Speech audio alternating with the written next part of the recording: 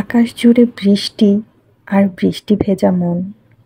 মন চাইছে খুশি থাকুক আমার আপনজন। নীল রঙের আকাশ এখন মেঘে ঢেকে কালো।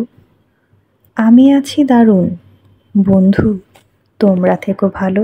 বন্ধুরা, আজ সারা দিন বৃষ্টি। বৃষ্টিতে মনটা শুধু খিচুড়ি খাই খাই খাই খাই করছে।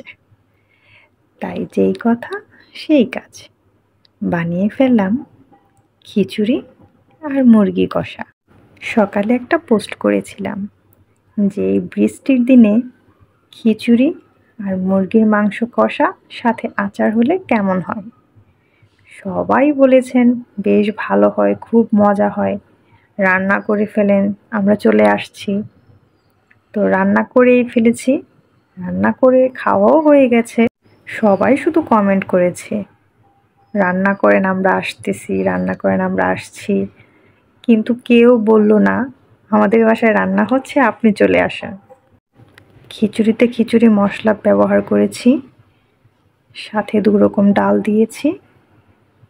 খিচুড়িটা বেশ মজাই হয়েছিল। ভিডিওতে ঠিক খিচুড়ির কালারটা তেমন বোঝা যাচ্ছে না, তবে খিচুড়ির কালারটা কিন্তু খুব সুন্দর এসেছিল। সাথে মুরগিও বসিয়ে দিয়েছি আরেক সাইডে। এদিকে খিচুড়িটা হতে হতে ওইদিকে মুরগিটাও কষানো হয়ে যাবে।